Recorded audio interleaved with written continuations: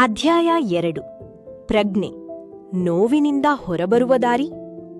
Consciousness the way out of pain. ನೀವು ಗಮನಿಸಿದ್ದೀರಾ, ಕೆಲವರು ಒಂದು ಚಿಕ್ಕ ಮಾತಿಗೆ ಯಾಕೆ ಸಂಪೂರ್ಣವಾಗಿ ಇಮೋಷನಲ್ ಆಗ್ಬಿಡ್ತಾರೆ? ಹಠಾತ್ತನೆ ಕೋಪ ಮಾಡ್ಕೊಳ್ಳೋದು, ಡೀಪ್ ಆಗಿ ದುಃಖಿತರಾಗೋದು, ಹೊಟ್ಟೆ ಕಿಚ್ಚು ಪಡೋದು, ಸಂಪೂರ್ಣ ಕುಸಿದು ಹೋಗೋದು, ಅಳೋದು. ಕರೆಂಟ್ ಸಿಚುವೇಶನ್ನಲ್ಲಿ ಅಷ್ಟು ದೊಡ್ಡ ಸಮಸ್ಯೆ ಇಲ್ಲದೇ ಇದ್ರೂ ತುಂಬಾ ತೀವ್ರವಾಗಿ ರಿಯಾಕ್ಟ್ ಮಾಡ್ತಾರೆ. ಯಾಕೆಂದ್ರೆ ಹಲವರು ಪ್ರೆಸೆಂಟ್ ಮೂಮೆಂಟ್ಗೆ ರಿಯಾಕ್ಟ್ ಮಾಡ್ತಾ ಇರಲ್ಲ. ಅವರು ತಮ್ಮೊಳಗೆ ವರ್ಷಗಳಿಂದ ಸಂಗ್ರಹವಾಗಿರುವ ಹಳೆಯ ನೋವಿಗೆ ರಿಯಾಕ್ಟ್ ಮಾಡ್ತಾ ಇರ್ತಾರೆ. ದ ಪವರ್ ಆಫ್ ನೌ ಪುಸ್ತಕದ 2ನೇ ಅಧ್ಯಾಯದಲ್ಲಿ ಎಕಾರ್ಟ್ ಟೋಲ್ ಒಂದು ಪವರ್ಫುಲ್ ಕಾನ್ಸೆಪ್ಟ್ ಇಂಟ್ರೊಡ್ಯೂಸ್ ಮಾಡ್ತಾರೆ. ಅದುವೇ ಪೇನ್ ಬಾಡಿ. ಅಂದ್ರೆ ನಮ್ಮೊಳಗೆ ಅನ್ಕಾನ್ಷಿಯಸ್ ಆಗಿ ಅಥವಾ ಸುಪ್ತವಾಗಿ ಉಳಿದಿರುವ ಇಮೋಷನಲ್ ಪೇನ್. ನಾವು ಜೀವನದಲ್ಲಿ ಅನುಭವಿಸುವ ಕೆಲವು ಘಟನೆಗಳು, ರಿಜೆಕ್ಷನ್ಗಳು, ಅವಮಾನಗಳು, ಹಾರ್ಟ್ ಬ್ರೇಕ್ಸ್, ಒಂಟಿತನ, ಮೋಸಗಳು, ಚೈಲ್ಡ್ಹುಡ್ ಟ್ರಾಮಾಸ್, ಇವು ಫಿಸಿಕಲಿ ಡಿಸಪಿಯರ್ ಆಗಿದ್ರು, ಅಂದ್ರೆ ಈ ಕ್ಷಣದಲ್ಲಿ ಅವೆಲ್ಲ ಕಣ್ಮರೆಯಾಗಿದ್ರು, ಅವುಗಳ ಇಮೋಷನಲ್ ಎನರ್ಜಿ ಒಳಗೆ ಸುಪ್ತವಾಗಿ ಅಂದ್ರೆ ಅನ್ಕಾನ್ಷಿಯಸ್ ಆಗಿ ಉಳಿಯಬಹುದು. ಉದಾಹರಣೆಗೆ, ಚೈಲ್ಡ್ಹುಡ್ನಲ್ಲಿ ಒಂದು ಮಗುವನ್ನ ಕಾನ್ಸ್ಟೆಂಟ್ಲಿ ಕ್ರಿಟಿಸೈಸ್ ಮಾಡ್ತಾ ಇರ್ತಾರೆ. ಅಂದ್ರೆ ಆ ಮಗು ಏನ್ ಮಾಡಿದ್ರೂ ನೀನ್ ಮಾಡಿದ್ ಸರಿ ಇಲ್ಲ, ನೀನ್ ಯಾವತ್ತೂ ಏನನ್ನೂ ಮಾಡಕ್ಕಾಗಲ್ಲ, ನೀನ್ ಉದ್ಧಾರ ಆಗಲ್ಲ ಅಂತ ಹೇಳ್ತಾನೆ ಇರ್ತಾರೆ ಅನ್ಕೊಳ್ಳಿ. ವರ್ಷಗಳು ಕಳೆದಂತೆ ಆ ಮಗು ಬೆಳೆದು ದೊಡ್ಡವನಾಗಿದ್ದಾನೆ. ಈಗ ಯಾರಾದ್ರೂ ಸಿಂಪಲ್ ಫೀಡ್ಬ್ಯಾಕ್ ಕೊಟ್ರೂ ಸಹ ಅವನು ಕುಸಿದು ಹೋಗ್ತಾನೆ. ಯಾಕೆ? ಇಲ್ಲಿ ಕರೆಂಟ್ ಫೀಡ್ಬ್ಯಾಕ್ ಪ್ರಾಬ್ಲಮ್ ಅಲ್ಲ, ಅವನ ಚೈಲ್ಡ್ಹುಡ್ ಟ್ರಾಮಾ ಆಕ್ಟಿವ್ ಆಗಿದೆ. People mostly react to the past, not the present. Pain body ಅನ್ನೋದು ಮಲಗಿರುವ ಜ್ವಾಲಾಮುಖಿ ತರಹ. ನಾರ್ಮಲಿ ಸೈಲೆಂಟ್ ಆಗಿರತ್ತೆ, ಆದ್ರೆ ಟ್ರಿಗರ್ ಆಯ್ತು ಅಂದ್ರೆ ಒಮ್ಮಗೆ ಸಿಡಿಯತ್ತೆ. ಇಲ್ಲಿ ಶಾಕಿಂಗ್ ಥಿಂಗ್ ಏನ್ ಗೊತ್ತಾ? ಅನ್ಕಾನ್ಷಿಯಸ್ ಪೇನ್ ತಾನು ಯಾವಾಗ್ಲೂ ಅಸ್ತಿತ್ವದಲ್ಲಿರೋಕೆ ಬಯಸತ್ತೆ. ಸಪೋಸ್ ಒಬ್ಬ ವ್ಯಕ್ತಿ ಆಲ್ರೆಡಿ ಕೋಪದಲ್ಲಿದ್ದಾನೆ.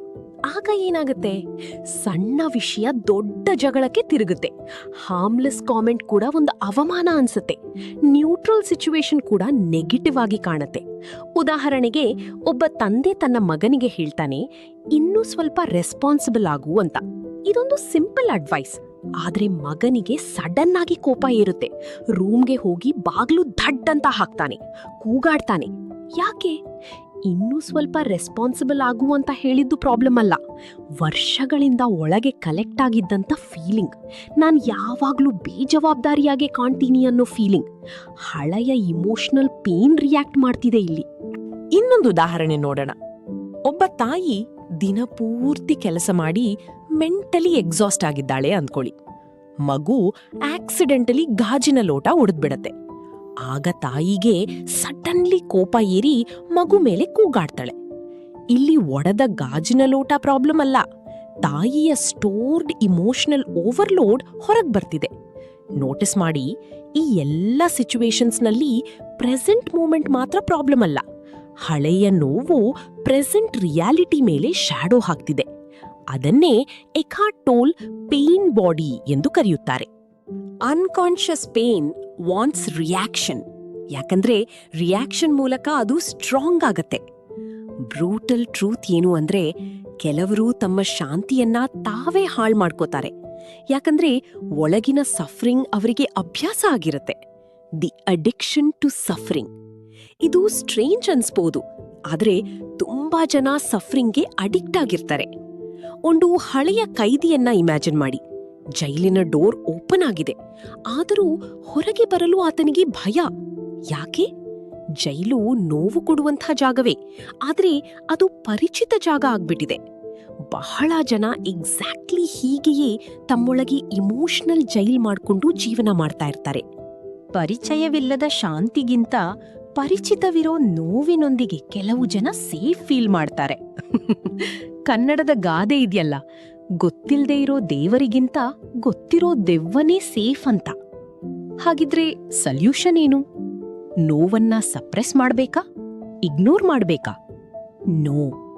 ಎಕಾರ್ಟ್ ಟೋಲ್ ಹೇಳ್ತಾರೆ, ಪೇನ್ ಅನ್ನ ಫುಲ್ಲಿ ಕಾನ್ಷಿಯಸ್ ಅವೇರ್ನೆಸ್ಗೆ ತರಬೇಕು. ಎಮೋಷನ್ಸ್ ಬಂದಾಗ ಇಮ್ಮಿಡಿಯೇಟ್ಲಿ ಸ್ಟೋರಿ ಕ್ರಿಯೇಟ್ ಮಾಡಬೇಡಿ. ಬದಲಿಗೆ ಅಬ್ಸರ್ವ್ ಮಾಡಿ. ಬಾಡಿ ಹೀಟ್ ಆಗ್ತಿದ್ಯಾ, ಎದೆ ಭಾರ ಅನ್ನಿಸ್ತಿದ್ಯಾ, ಹೊಟ್ಟೆಯಲ್ಲಿ ತಳಮಳ ಆಗ್ತಿದ್ಯಾ, ಹೃದಯ ಬಡಿತ ಜಾಸ್ತಿ ಆಗ್ತಿದ್ಯಾ, ಕಣ್ಣೀರ್ ಬರ್ತಿದ್ಯಾ, ರೆಸ್ಟ್ಲೆಸ್ನೆಸ್ ಫೀಲ್ ಆಗ್ತಿದ್ಯಾ. ಜಸ್ಟ್ ಅಬ್ಸರ್ವ್ ಅಷ್ಟೇ, ಬೇರೇನೂ ಮಾಡಬೇಡಿ. ಇನ್ನರ್ ಕಾಮೆಂಟ್ರಿ ಕೊಡಬೇಡಿ. ಸೈಲೆಂಟ್ ಆಗಿ ದೇಹದಲ್ಲಿ ಏನೇನಾಗ್ತಿದೆ ಅಬ್ಸರ್ವ್ ಮಾಡಿ. ಸಪೋಸ್ ಕೋಪ ಬರ್ತಿದ್ರೆ ನಾರ್ಮಲಿ ರಿಯಾಕ್ಟ್ ಮಾಡ್ಬಿಡ್ತೀವಿ. ಹೊರಗಡೆ ಕೋಪ ತೋರ್ಸಿಲ್ಲ ಅಂದ್ರೂ ಮನಸ್ಸೊಳಗೆ ರಿಯಾಕ್ಟ್ ಮಾಡ್ಬಿಡ್ತೀವಿ. ಆದ್ರೆ ಈ ಬಾರಿ ಇಂಟರ್ನಲಿ ಅಬ್ಸರ್ವ್ ಮಾಡಿ. ಕೋಪವು ಬರುತ್ತಿದೆ. ಸಡನ್ಲಿ ಸ್ಮಾಲ್ ಗ್ಯಾಪ್ ಕ್ರಿಯೇಟ್ ಆಗತ್ತೆ. ಈ ಗ್ಯಾಪೇ ಕಾನ್ಷಿಯಸ್ನೆಸ್. ಒಂದು ಕತ್ತಲೆ ಇರುವ ರೂಮ್ ಇಮ್ಯಾಜಿನ್ ಮಾಡಿ. ಕತ್ತಲೆ ಜೊತೆ ಫೈಟ್ ಮಾಡ್ಬೇಕಾ? ನೋ, ಲೈಟ್ ಆನ್ ಮಾಡಿದ್ರೆ ಸಾಕು. ಕಾನ್ಷಿಯಸ್ನೆಸ್ ಲೈಟ್ ತರಹ. ನೆಕ್ಸ್ಟ್ ಟೈಮ್ ದುಃಖ ಬಂದಾಗ ಫೋನ್ ತೆಗೆದುಕೊಳ್ಬೇಡಿ. ಡಿಸ್ಟ್ರಾಕ್ಷನ್ ಬೇಡ. Just sit silently. ದುಃಖದ ಇಮೋಷನ್ನ ಕಂಪ್ಲೀಟ್ಲಿ ಫೀಲ್ ಮಾಡಿ. ಮನಸ್ಸಿನೊಳಗೆ ಕಾಮೆಂಟ್ರಿ ಮಾಡದೆ, ಏನನ್ನು ಯಾರನ್ನು ದೂರದೆ, ಜಸ್ಟ್ ಅವೇರ್ನೆಸ್. ಬಿಗ್ಗೆಸ್ಟ್ ಮಿಸ್ಟೇಕ್ ಏನ್ ಗೊತ್ತಾ? ಜನ ನೋವನ್ನ ತಮ್ಮ ಐಡೆಂಟಿಟಿ ಮಾಡ್ಕೊಳ್ತಾರೆ. ಐ ಆಮ್ ಬ್ರೋಕನ್, ನನ್ನ ಲೈಫ್ ಟ್ರಾಜಿಡಿ, ಹೀಗೆ. ಆದ್ರೆ ನೋವು ಎಕ್ಸ್ಪೀರಿಯನ್ಸ್ ಆಗ್ತಿದೆ ಅಂದ್ರೆ ಅದನ್ನ ಅಬ್ಸರ್ವ್ ಮಾಡ್ತಿರುವ ಅವೇರ್ನೆಸ್ ಕೂಡ ಇದೆ. ಆ ಅವೇರ್ನೆಸ್ ನೀವು. ಅವೇರ್ನೆಸ್ ನಾನಾದ್ರೆ ಏನು, ನೋವು ಹೋಗ್ಬಿಡುತ್ತಾ ಅಂತ ನೀವ್ ಕೇಳಬಹುದು. ನೆನ್ಪಿಡಿ, ಮೋಡಗಳು ಆಕಾಶ ಅಲ್ಲ.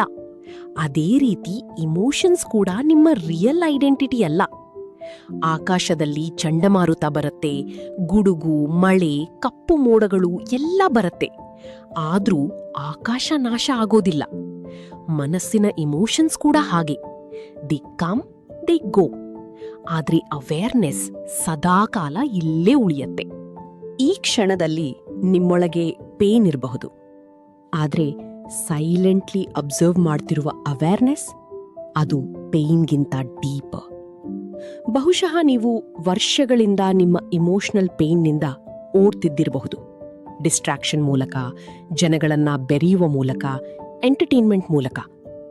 ಆದ್ರೆ ನಿಮ್ಮ ನೋವುಗಳು ಸಂಪೂರ್ಣ ಗುಣವಾಗಬೇಕು ಅಂದ್ರೆ ನಿಮ್ಮ ನೋವುಗಳಿಂದ ಓಡೋದನ್ನ ನಿಲ್ಲಿಸಿ. ನೋವು ಮರುಕಳಿಸಿದಾಗ ಪಾಸ್ ಮಾಡಿ, ಅದನ್ನ ಎದುರಿಸಿ. ಇದನ್ನು ಹೇಳ್ತಿರುವ ಕ್ಷಣದಲ್ಲಿ ಸ್ವಾಮಿ ವಿವೇಕಾನಂದರ ಜೀವನದಲ್ಲಿ ನಡೆದ ಒಂದು ಚಿಕ್ಕ ಘಟನೆ ನೆನಪಿಗೆ ಬರ್ತಿದೆ. ಒಮ್ಮೆ ಸ್ವಾಮಿ ವಿವೇಕಾನಂದರು ರಸ್ತೆಯಲ್ಲಿ ನಡ್ಕೊಂಡು ಹೋಗುವಾಗ ಕೋತಿಗಳ ಗುಂಪೊಂದು ಅವರನ್ನ ಆಕ್ರಮಣ ಮಾಡುತ್ತವೆ. ಸ್ವಾಮೀಜಿ ತಪ್ಪಿಸಿಕೊಂಡು ಓಡ್ತಾ ಇರ್ತಾರೆ. ಅವರು ಓಡಿದಷ್ಟು ಕೋತಿಗಳಿಗೆ ಇನ್ನೂ ಧೈರ್ಯ ಜಾಸ್ತಿಯಾಗಿ ಅವರನ್ನ ಅಟ್ಟಿಸ್ಕೊಂಡು ಬರ್ತಾ ಇರ್ತವೆ. ಇದನ್ನ ನೋಡಿದ ದಾರಿ ಹೋಕರೊಬ್ರು ಹೇಳ್ತಾರೆ, ಓಡೋದು ನಿಲ್ಲಿಸು, ತಿರುಗಿ ನಿಂತು ನಿನ್ನ ಕೈಲಿರುವ ಕೋಲಿನಿಂದ ಕೋತಿಗಳನ್ನ ಎದುರಿಸು ಅಂತ. ಆಗ ವಿವೇಕಾನಂದರು ಹಿಂತಿರುಗಿ ಧೈರ್ಯದಿಂದ ನಿಲ್ತಾರೆ. ಅಷ್ಟೇ, ಕೋತಿಗಳು ಹೆದರಿ ಪಲಾಯನ ಮಾಡ್ತವೆ. ನಿಮ್ಮ ನೋವುಗಳು, ದುಃಖಗಳು ಹೀಗೆಯೇ ಅದರಿಂದ ದೂರ ಓಡಿದಷ್ಟು ಹಿಂದೆಯೇ ಬರ್ತಾ ಇರ್ತವೆ. ಧೈರ್ಯದಿಂದ ಅವನ್ನು ಎದುರಿಸಿ ನಿಲ್ಲಿ. ಇದೊಂದು ಒಳ್ಳೆಯ ಜೀವನ ಪಾಠ ಅಂತ ಸ್ವಾಮಿ ವಿವೇಕಾನಂದರು ಹಲವು ಕಡೆ ಹಂಚಿಕೊಂಡಿದ್ದಾರೆ. ನೋವು ನಿಮ್ಮ ಶತ್ರು ಅಲ್ಲ, ಅನ್ಕಾನ್ಷಿಯಸ್ನೆಸ್ ಶತ್ರು. ಮತ್ತು ಅವೇರ್ನೆಸ್ ಬೆಳಗಿದ ಕ್ಷಣದಲ್ಲಿ ನೋವಿನ ಕತ್ತಲೆ ನಿಧಾನವಾಗಿ ಕರಗಲು ಶುರುವಾಗತ್ತೆ. ಇದರೊಂದಿಗೆ ಚಾಪ್ಟರ್ 2 ಮುಗಿಯತ್ತೆ. ನೆನಪಿಡಿ, ನೆಕ್ಸ್ಟ್ ಟೈಮ್ ಸಫರ್ ಆಗುವಂಥ ಇಮೋಷನ್ ಮನಸ್ಸಿನಲ್ಲಿ ಬರ್ತಿದೆ ಅಂತ ಗೊತ್ತಾದಾಗ ರಿಯಾಕ್ಟ್ ಮಾಡಬೇಡಿ. Just pass and observe. ಇದನ್ನ ಪ್ರಾಕ್ಟೀಸ್ ಮಾಡಿ. ಕ್ರಮೇಣವಾಗಿ ನಿಮ್ಮಲ್ಲಿ ಬದಲಾವಣೆಯಾಗತ್ತೆ. ವಿಡಿಯೋ ಇಷ್ಟ ಆದ್ರೆ ಲೈಕ್ ಮಾಡಿ, ಶೇರ್ ಮಾಡಿ, ನಿಮ್ಮ ಅನಿಸಿಕೆಗಳನ್ನ ಕಾಮೆಂಟ್ ಮಾಡಿ, ಚಾನೆಲ್ಗೆ ಸಬ್ಸ್ಕ್ರೈಬ್ ಆಗಿ.